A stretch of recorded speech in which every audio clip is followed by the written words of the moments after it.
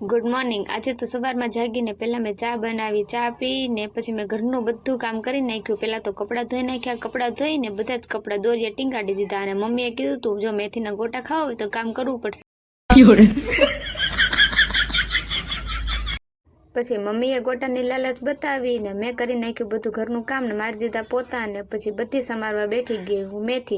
મેથી સમારી નાખી બધી, કેમ કે ગોટા ખાવાના હતા એટલે કામ તો કરવું પડે। વાત તો સહી છે। પછી તો મારાથી માણ મેથી ફોલાણીને મેં આપી દીધી મારા મમ્મીને। મારા મમ્મીએ કરી નાખ્યો બધો મસાલો કરવાની સ્ટ્રીક થોડીક અલગ હતી, પણ મને તો બહુ મજા આવી ખાવાની। પછી તો મને ઈચ્છા થઈ હતી પાઉં ખાવાની, એટલે મારા ભાઈએ લાવી દીધા પાઉં ને મારા મમ્મીએ મૂકી દીધું તેલ ગરમ કરવા અને ઉતારી નાખ્યા મસ્ત ગરમ એવા મેથીના ગોટા। હવે હું પાવાળો મેથીના ગોટા ખાઉં ત્યાં સુધીમાં તમે બધા લાઇક શેર ને સબસ્ક્રાઈબ કરવાનું ભૂલતા નહીં હો, અને તમને ભાવે છે કે નહીં કોમેન્ટમાં જરૂરથી કહેજો।